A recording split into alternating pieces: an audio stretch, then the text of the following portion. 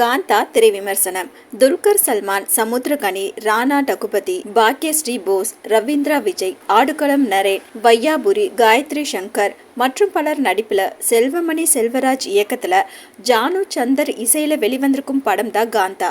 படம் எப்படி இருக்கு வாங்க பார்க்கலாம். பிரிட்டிஷ் இந்திய காலத்தில் தொடங்கி சுதந்திர இந்தியா காலகட்டம் வரை கதை நடக்கிறது. அப்போதைய காலகட்டத்தில் பிரபல நடிகராக இருக்கும் ஒருவருக்கும் அவரை உருவாக்கிய இயக்குனர் ஒருவருக்கும் இடையே ஏற்படும் ஈகோ பிரச்சனையை மையமாக கொண்டு வடிவமைக்கப்பட்டிருக்கும் சுவாரஸ்யமான நாடகம் தான் படத்தின் கதை. தன்னை ஆளாக்கிய இயக்குனர் சமுத்திரகனியின் கனவு கதையாக உருவாகும் இந்த திரைப்படத்தில் இருந்து வெளியேறிய பிரபல நடிகரான துல்கர் சல்மான் மீண்டும் அந்த படத்தை தொடங்க முடிவு செய்கிறார். அதன்படி மீண்டும் அந்த படத்தின் படப்பிடிப்பு தொடங்குகிறது.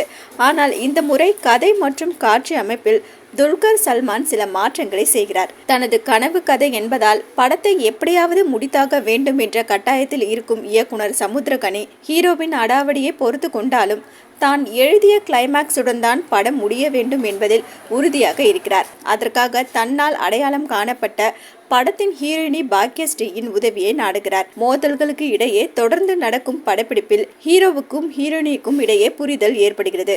இதனால் மேலும் கோபமடையும் இயக்குனர் தன்னுடைய கிளைமாக்ஸின் படி படம் முடிய வேண்டும் என்பதில் தீவிரம் காட்ட அவருக்கு போட்டியாக ஹீரோவும் செயல்படுகிறார்.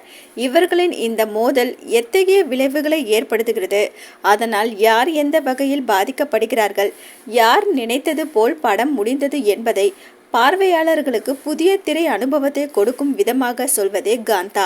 பழம்பெரும் நடிகர் கதாபாத்திரத்தில் நடிப்பு சக்கரவர்த்தி என்ற பட்டப்பெயருடன் நடித்திருக்கும் துல்கர் சல்மான் தான் ஒரு நடிப்பு சக்கரவர்த்தி என்பதை காட்சிக்கு காட்சி நிரூபித்திருக்கிறார். அவரது தோற்றம், சிகை அலங்காரம், வசீகரமான முகம் ஆகியவற்றுடன் பிரமிக்க வைக்கும் நடிப்பு என்று தான் ஏற்று நடித்த கதாபாத்திரமாகவே வாழ்ந்திருக்கும் துல்கர் சல்மான் தனது நடிப்பால் ஒட்டுமொத்த பார்வையாளர்களையும் கட்டி போட்டு விடுகிறார். பழம்பெரும் இயக்குனர் கதாபாத்திரத்தில் நடித்திருக்கும் சமுத்திரகனி இதுவரை எதிர்பாராத வேறு ஒரு பரிமாணத்தில் பயணித்திருக்கிறார். ஹீரோனியாக நடித்திருக்கும் பாக்யஸ்ரீ அந்த காலத்து நடிகைகளின் முக சாயலுடன் கவர்ந்திழுக்கும் அழகியாக வலம் வருகிறார். காவல்துறை அதிகாரியாக நடித்திருக்கும் ராணா டகுபதியின் நடிப்பு வித்தியாசத்தை காட்ட முயற்சித்திருந்தாலும் கொஞ்சம் ஓவராக இருப்பதோடு சில இடங்களில் கடுப்பேற்றவும் செய்கிறது.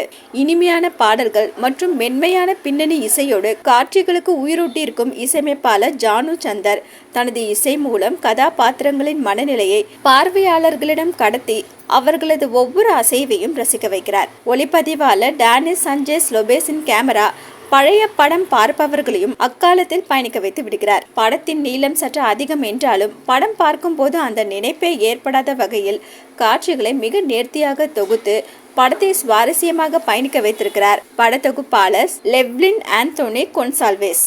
கதைக்களம் மற்றும் கதாபாத்திரங்களைப் போல் படத்தின் கலை இயக்க முக்கியத்துவம் வாய்ந்ததாக இருக்கிறது. கலை இயக்குனர் ராமலிங்கம் கைவண்ணத்தில் வடிவமைக்கப்பட்டுள்ள அரங்கம் அனைத்துமே அக்காலத்து படப்பிடிப்பை நேரில் பார்த்த அனுபவத்தை கொடுக்கிறது.